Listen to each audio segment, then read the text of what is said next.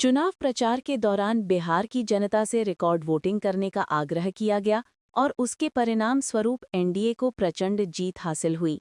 क्षेत्रीय परिवारजनों और स्थानीय नेताओं के सक्रिय प्रयासों से मतदाता उत्साह बढ़ा और मतदान में नए रिकॉर्ड बने।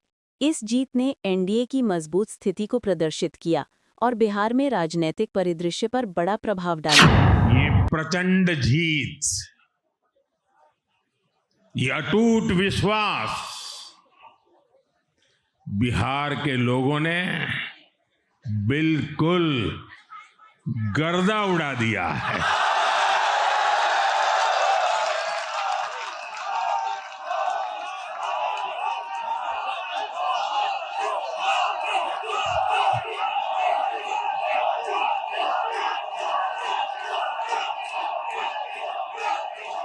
आज बिहार के घर घर में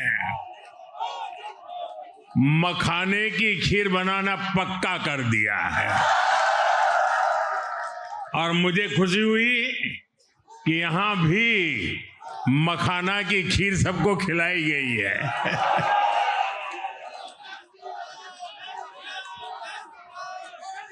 हम एनडीए के लोग, हम तो जनता जनार्दन के सेवक है। हम अपनी मेहनत से जनता का दिल खुश करते रहते हैं और हम तो जनता जनार्दन का दिल चुरा कर बैठे हुए हैं।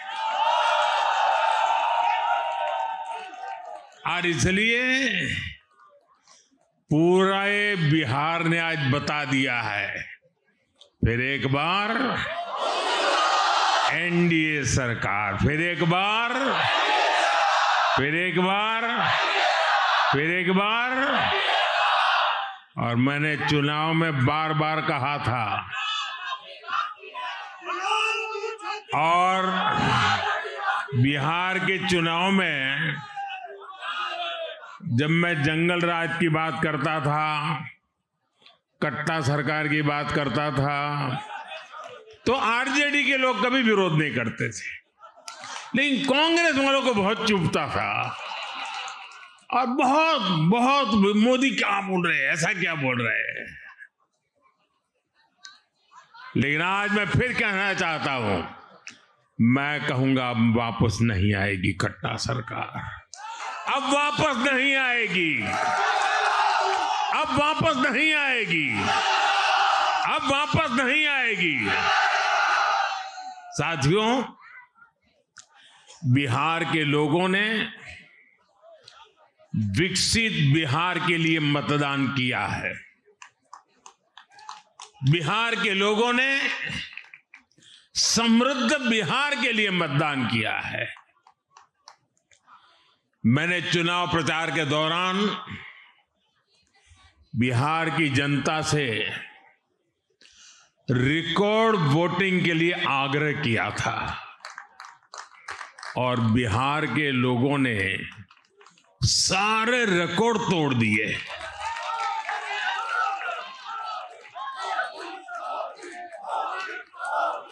मैंने बिहार के लोगों से एनडीए को प्रचंड विजय दिलाने का आग्रह किया था। बिहार की जनता ने मेरा ये आग्रह भी माना। बिहार ने 2010 के बाद का सबसे बड़ा जनादेश एनडीए को दिया है। मैं बहुत विनम्रता से एनडीए के सभी दलों की ओर से बिहार की महान जनता का आभार व्यक्त करता हूं। मैं बिहार की महान जनता को आदरपूर्वक नमन करता हूं। मैं आज लोकनायक जयप्रकाश नारायण जी, भारत रत्न कर्पूरी ठाकुर जी को भी आदरपूर्वक नमन करता हूं। कर्पूरी ठाकुर जी के गांव से मैंने बिहार में चुनाव अभियान की शुरुआत की थी। अब आज की ये विजय हमें संकल्पित कर रही है कि बिहार के विकास को नई ऊंचाइयों पर ले जाएं। बिहार चुनाव में एनडीए की प्रचंड जीत के बाद एलजेपी-आरवी सांसद राजेश वर्मा ने बिहार की जनता का धन्यवाद किया और कहा, हम बिहार की जनता के आभारी हैं। उन्होंने ये सुनिश्चित किया कि वे सुशासन वाली सरकार के साथ आगे बढ़ना चाहते हैं। जिनका सोच 90 के दशक जैसी थी, उन्हें बिहार की जनता ने नकार दिया और सुशासन को अपनाया। सांसद वर्मा ने कहा कि ये जीत जनता के अच्छे शासन के प्रति समर्थन और पुराने राजनीतिक दृष्टिकोण के अस्वीकार को दर्शाती है, जो एनडीए के लिए राज्य में मजबूत जनादेश का संकेत है। बिल्कुल, इसके लिए हम लोग बिहार की जनता का कोटि कोटि धन्यवाद और आभार व्यक्त करते हैं कि बिहार के लोगों ने ये सुनिश्चित कर दिया कि वो कहीं ना कहीं सुशासन की सरकार के साथ ही आगे बढ़ना चाहते हैं। 90 के दशक की सोच रखने वाले लोगों को बिहार के लोगों ने नकारा है और सुशासन को स्वीकारा है। आपकी पार्टी को कई ऐसी सीटें दी गई थी जहां पे हारे हुए आपके उम्मीदवार थे या फिर उससे पहले जो गठबंधन है वो ऐसी सीटों पे आपकी पार्टी ने विजय रथ हासिल किया, उसको लेके क्या कहेंगे? नहीं, बिल्कुल, ये पार्टी के लिए एक बड़ी जीत है और विपरीत परिस्थिति को भी अनुकूल परिस्थिति में तब्दील कर देना, यही चिराग पासवान जी की पहचान है। तो इसीलिए एक बड़ी जीत के लिए हम लोग अपने नेता का भी बहुत साधुवाद धन्यवाद देते हैं। प्रधानमंत्री मोदी ने कहा है कि MY फैक्टर काफी मायने रखा, महिला और यूथ का उन्होंने जिक्र किया। बिल्कुल, और ये इस बात को हमारे नेता अपने विगत एक दशक से 10 सालों से लगभग हमारे नेता इस विषय को कहते हैं कि मेरा MY समीकरण महिला और युवा है, और उसी समीकरण की बात हमारे देश के यशस्वी प्रधानमंत्री जी ने भी की, और यह स्पष्ट करता है कि महिलाओं ने और युवाओं ने जो अपनी भागीदारी इस चुनाव में दी वो अद्भुत है। बिहार चुनाव में एनडीए की प्रचंड जीत के बाद जेडीयू के अशोक चौधरी ने कहा, मैं बिहार की जनता को बधाई देता हूं, उनका धन्यवाद करता हूं और उन्हें नमन करता हूं कि उन्होंने नरेंद्र मोदी और नीतीश कुमार की जोड़ी को विकास की मजबूत किरण के रूप में देखा। मैं हमारे सभी सहयोगियों, चाहे वो चिराग पासवान हों, उपेंद्र कुशवाहा, जितन राम मांझी हों, उन्हें भी बधाई देता हूं कि सभी 5 पांडवों ने मिलकर कौरवों की सेना को ध्वस्त किया। प्रधानमंत्री मोदी के भाषण और MY फैक्टर पर चौधरी ने कहा, हमारे पास जिस तरह का जनादेश है उसमें सभी जातियों और धर्मों के लोगों ने हमें वोट दिया। महिलाओं और युवाओं ने भी हमें मजबूती से समर्थन दिया। इसका यही परिणाम है। बिहार बंगाल संबंधी PM के बयान पर उन्होंने कहा, बंगाल चुनाव आने वाले हैं, असम चुनाव भी आने हैं। हमें उम्मीद है कि एनडीए बंगाल और असम में भी अच्छा प्रदर्शन करेगा। लैंडस्लाइड विक्ट्री उसको लेकर क्या कहेंगे सर? 217 सीटें। ये हम बिहार की जनता को साधुवाद देते हैं, धन्यवाद देते हैं, नमन करते हैं कि उन्होंने नीतीश जी और मोदी जी की जोड़ी को एक सशक्त और मजबूत विकास के किरण के रूप में देखा है, और अपने तमाम जो हमारे गठबंधन के साथी हैं, चाहे वो चिराग पासवान जी हों, उपेंद्र कुशवाहा जी हों, जितन राम मांझी हों, उनको भी साधुवाद देते हैं कि पूरे 5 पांडवों ने मजबूती से लड़ाई लड़ी और बड़ी जो बिहार के विकास के लिए कौरवों की सेना थी उसको ध्वस्त कर दिया। जिस तरीके से प्रधानमंत्री ने कल कहा है कि MY समीकरण में एनडीए का वो इन हो गया और जो फॉर्मूला था वो आउट हो गया महागठबंधन का। हाँ, तो पूरी तरह से मतलब जिस तरह का मैंडेट है, तो हर एक जाति धर्म के लोगों ने हमें वोट किया, और खास करके जिसके ऊपर प्रधानमंत्री जी का इंडिकेशन था, महिला और यूथ, उसने भी मजबूती से हमें साथ दिया। उसका ये रिजल्ट है। प्रधानमंत्री ने ये भी कहा कि बिहार के बाद अब बंगाल की बारी है, बंगाल में भी अब लोगों को उखाड़ फेंकेंगे जंगल राज वाले। अब इसके बाद बंगाल का चुनाव है, असम का चुनाव है, तो निश्चित रूप से बंगाल असम में भी एनडीए अच्छा परफॉर्म करे, ऐसी हम लोगों की कामना है। राहुल गांधी है, लेकिन जिस तरीके से उन्होंने कहा है उसको लेकर क्या कहें कि ये परिणाम है, वो आश्चर्यजनक है। क्योंकि राहुल जी को बहुत एक्चुअल फील्ड का फीडबैक ठीक से नहीं देता होगा लोग, इसीलिए उनको आश्चर्यजनक लग रहा है। तो नीचे जमीन से जब का फीडबैक अच्छा नहीं मिलेगा तो नेचुरली उनको आश्चर्य होगा रिजल्ट पे। अच्छे अच्छे लोगों को आश्चर्य हो रहा है। बिहार के कांग्रेस के अध्यक्ष भी हों या सीपीएल लीडर हो, सभी लोग।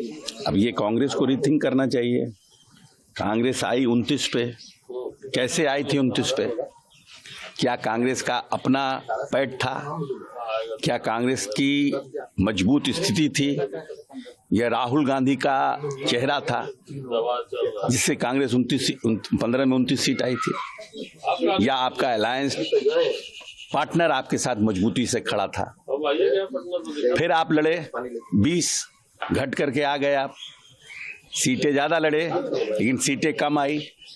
फिर आप लड़े 25, फिर घट करके वही ढाक के 3 पात 4 से आ गए आप। 4 सीट पर से आ गए, फिर आप 10 में 4 सीट थी, फिर आ गए आप 6 सीट पर, 5 सीट पर। तो राहुल गांधी को यह देखना चाहिए ना कि आप जब से लालू प्रसाद यादव के साथ अलायंस किए हैं, आपकी लोकप्रियता, आपकी प्रतिष्ठा, आपकी क्रेडिबिलिटी खत्म होती जा रही है। बिहार के कांग्रेस के इंचार्ज भी नहीं बनाए गए थे, कितना लोग यूथ था। अरे भाई, अब यूथ साथ था, कितना जानकारी है। He can't speak a proper Hindi, पूरा बढ़िया हिंदी बोल नहीं सकते हैं, अंग्रेजी में बात करते हैं। कितना बिहारी को यहाँ पर अति पिछड़ा, महादलित और जो पिछड़ा है वो हिंदी और अंग्रेजी समझ सकता है? आप एगो प्रिंसिपल बना के भेज देते हैं हर बार 2 महीना पहले। जितना यहाँ के बिहार के कांग्रेस हैं, बिहार के या उस राज्य के कांग्रेसी हैं, वो बन जाते हैं उनके स्टूडेंट और फीडबैक को लेने शुरू करते हैं। अरे 2 महीने में क्या फीडबैक आपको मिल जाएगा? आप रीजनल लीडर को मार रहे हैं। कांग्रेस पार्टी ने तो लालू प्रसाद यादव के साथ अलायंस करके जितने कांग्रेसी इस बिहार के हैं उनके भविष्य को चौपट कर दिया। हम तो महादेव को धन्यवाद देते हैं कि हमको सद्बुद्धि दिए कि हम इधर आ गए। भाई छोड़िए लालू को, नहीं तैयार हुए। मैडम ने रोए मैडम सोनिया जी के पास, फिर भी नहीं तैयार हुई, तो हम छोड़ के नीतीश जी के साथ चले आए। क्योंकि हमने देखा है 15 के चुनाव में कि नीतीश जी ने कैसे कांग्रेस पार्टी को मदद किया। तो लालू प्रसाद यादव तो 4 सीट पर हम लोगों को 8 सीट पर 10 सीट देना चाह रहे थे। कैसे 41 सीट नीतीश कुमार ने हमको दिया, कैसे अपने सिटिंग सीटें दी। आज वही कुटुंबा की सीट जो नीतीश जी का सिटिंग सीट था, ललन भुइयां का, जो नीतीश जी का पैर पकड़ के हम लिए थे राजेश राम के लिए, आज वही ललन भुइयां दूसरी पार्टी से जीत गए ना। तो आप जमीन पर आपका कहीं कुछ है नहीं और आप अकेले हिम्मत नहीं करते हैं राज्य में अपनी पैठ बढ़ाने का, तो क्या होगा? 40-40, 45-45, 50-50, 60-60 साल से लोग हैं। सुबोध कुमार, उम्र हो रही होगी उनकी 65 साल, विधायक आज तक नहीं बने। NSUI के ऑल इंडिया के जनरल सेक्रेटरी थे राजीव गांधी के समय में। अंबुज किशोर झा NSUI के अध्यक्ष थे, रिटायर कर गए, 60-65 साल उम्र हो गया। ऐसे कितने लोग हैं, आपने सबका भविष्य बर्बाद कर दिया। आप अपने प्रधानमंत्री बनने के चक्कर में लालू को रखते हैं, काहे के लिए? इसी के लिए ना भाई कि लोकसभा जीतेगा तो हमको मदद करेंगे। नीचे का बेस सब साफ हो गया, ऊपर में छत्ता क्या देगा? जब नीचे बेसे नहीं रहेगा तब राज समाप्त होता जा रहा है। एक तल्ला के चक्कर में लगे हुए हैं, ग्राउंड फ्लोर का ठिकाना नहीं है। फिर नीतीश जी और मोदी जी की जोड़ी तो इस बार हिट कर दी। हाँ बिल्कुल, नीतीश जी को लोगों ने, नीतीश जी और मोदी जी की जोड़ी को अब एक्सेप्ट किया है। ये बहुत लीथल कॉम्बिनेशन है। हम तो बार बार कल भी कहे हैं सबको, ये बहुत ही लीथल कॉम्बिनेशन है और जनता ने इस पर विश्वास जताया है कि ये लोग काम करने वाले लोग हैं, ये लोग डेवलपमेंट ओरिएंटेड लोग हैं। इसलिए बिहार की जनता को बहुत बहुत धन्यवाद है इतना अच्छा मैंडेट देने के लिए, इतना अच्छा नीतीश कुमार के चेहरे पर विश्वास करने के लिए, मोदी जी के ऊपर विश्वास करने के लिए। गोवा के मुख्यमंत्री प्रमोद सावंत ने भारत के लौह पुरुष सरदार वल्लभभाई पटेल की 150वीं जयंती के अवसर पर आयोजित सरदार 150 यूनिटी मार्च में भाग लिया। मुख्यमंत्री ने कहा, हम ये यूनिटी मार्च आयोजित कर रहे हैं, इसमें हजारों युवा भाग ले रहे हैं। आत्मनिर्भर Bharat, fit India, clean India, skill India, startup India, stand up India जैसे अभियानों को युवाओं में जागरूकता पैदा करने और विकसित भारत के विजन को पूरा करने के लिए चलाया जा रहा है। मैंने इस मार्च में ध्वजारोहण कर इसे शुरू करने के बाद इसमें भाग लिया। खेल मंत्रालय की तरफ से और माय भारत के डिपार्टमेंट की तरफ से और गवर्नमेंट ऑफ गोवा के स्पोर्ट्स डिपार्टमेंट की तरफ से जो एक भारत श्रेष्ठ भारत यूनिटी मार्च जो ऑर्गेनाइज किया है, तो पूरे देश भर में कार्यक्रम हो रहा है। उसी का कार्यक्रम आज गोवा में हमने ऑर्गेनाइज किया है। इसमें अखंड भारत का सपना साकार करने वाले इस देश के लौह पुरुष सरदार वल्लभ भाई पटेल इनकी जयंती पर इस कार्यक्रम का आयोजन हो रहे हैं। हजारों के युवक पूरे देश भर में इस दौड़ में शामिल हो रहे हैं। माननीय प्रधानमंत्री नरेंद्र मोदी जी ने एक भारत श्रेष्ठ भारत की संकल्पना साकार करते हुए इस युवकों को देश के साथ जोड़ा है। आत्मनिर्भर Bharat, clean India, fit India, skill India, startup India, stand up India, इस तरह के प्रोग्राम आज युवकों में हम लॉन्च हो रहे हैं और यानी विकसित भारत का सपना साकार करने के लिए आज देश के युवक आगे आ रहे हैं। वही मैसेज यानी एक भारत श्रेष्ठ भारत देने के लिए इस यूनिटी मार्च का आयोजन जो हुआ है, इसमें आज मैं खुद फ्लैग ऑफ करके मैं शामिल हुआ। मैं मेरे my Bharat district youth coordinator, deputy director mister Kalidas Ghatwar, director of the sports mister Ajay Gawde और बाकी आयोजन समिति के सभी सदस्य, इनका बहुत बहुत अभिनंदन करता हूँ। इस कार्यक्रम में उन्हें बहुत बड़ा योगदान दिया और आज हजारों से युवक इस रैली में भी गोवा में भी शामिल हो चुके हैं। जय हिंद, जय भारत।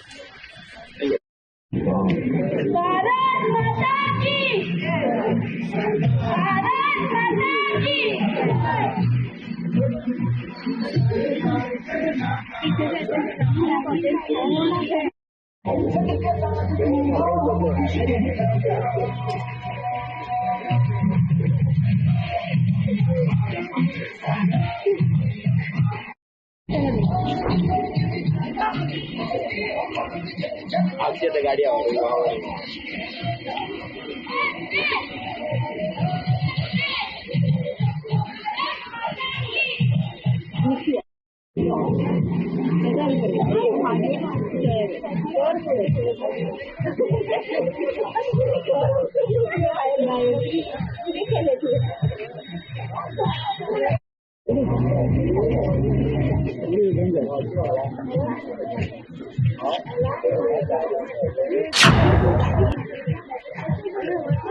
बिहार में एनडीए की प्रचंड जीत के बाद उत्तर प्रदेश के मंत्री दानिश आजाद अंसारी ने कहा, प्रधानमंत्री मोदी ने बिहार में एनडीए की जीत में महत्वपूर्ण भूमिका निभाई है।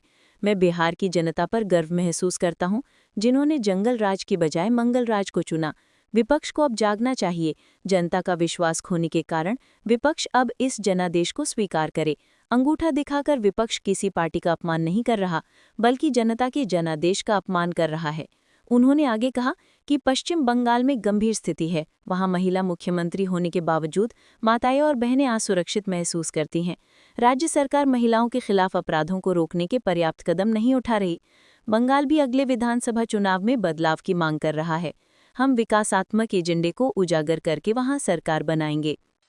देखिए, बिहार की जो जनता ने एनडीए गठबंधन को जीत दर्ज कराई है, उसमें सबसे महत्वपूर्ण भूमिका प्रधानमंत्री नरेंद्र मोदी जी की है। क्योंकि बिहार के जन जन की जो भावनाएं थी कि बिहार को विकास के पथ पे आगे बढ़ाया जाए, उस भावना को प्रधानमंत्री नरेंद्र मोदी जी ने न केवल समझा, बल्कि माननीय मुख्यमंत्री नीतीश जी के साथ कदम से कदम मिला के उन्होंने बिहार की समृद्धि और विकास को नई ऊंचाइयों पर ले जाने का काम किया। हमें बहुत गर्व है हमारे बिहार की जनता पे, जिन्होंने जंगल राज को ना चुन के मंगल राज को चुना है। बिहार को शिक्षा चाहिए, बिहार को रोजगार चाहिए, बिहार को उद्योग चाहिए, बिहार को कल कारखाने चाहिए। ये बिहार की जरूरतें हैं जो मोदी जी ईमानदारी से पूरा कर रहे थे।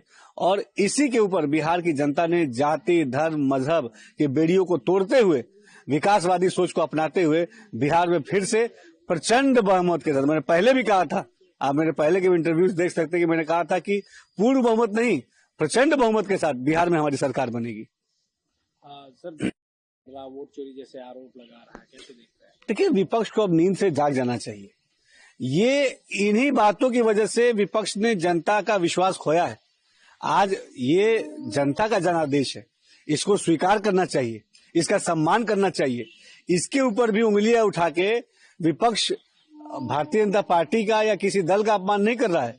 विपक्ष जो है जनता के जनादेश का अपमान कर रहा है। जनता का जनादेश सर्वोपरि है। विपक्ष को स्वीकार करना चाहिए कि विपक्ष पूरी तरीके से जनता के जो पैरामीटर्स है उसमें फेल साबित हुआ और जनता ने फिर से वहां पे नीतीश जी के नेतृत्व में, मोदी जी के नेतृत्व वाली जो सरकार बनाने का जो फैसला लिया है उसका पूरा देश स्वागत करता है। की बारी है, भाजपा वहां से जंगल राज को उखाड़ फेंकेगी निश्चित तौर पे। आप देखिए पश्चिम बंगाल की स्थिति, कितनी बुरी स्थिति है पश्चिम बंगाल की। आए दिन आपराधिक घटनाएं और खास तौर पे महिलाओं के ऊपर जो अत्याचार पश्चिम बंगाल में हो रहा है। पश्चिम बंगाल में एक महिला मुख्यमंत्री होने के बावजूद भी किस तरीके से पश्चिम बंगाल की जो हमारी महिलाएं हैं, जो हमारी बहनें हैं, उनके अंदर एक असुरक्षा का भाव है। और आए दिन आप देखिए किस तरह की घटनाएं पश्चिम बंगाल में होती है, जिसको रोकने के लिए कोई प्रभावी कदम पश्चिम बंगाल की सरकार की तरफ से नहीं उठाया जाता। ये अपने आप में दर्शाता है कि पश्चिम बंगाल भी आने वाले विधानसभा चुनाव में बदलाव की मांग कर रहा है और पश्चिम बंगाल में भी विकास की सोच को आगे बढ़ाते हुए हम पश्चिम बंगाल में भी सरकार बनाएंगे। सर, एक आखिरी सवाल, सपा राष्ट्र अध्यक्ष अखिलेश यादव को जिम्मेदार ठहरा है। आपको यह वीडियो पसंद आया हो तो इसे लाइक करें, हमारे चैनल को सब्सक्राइब करें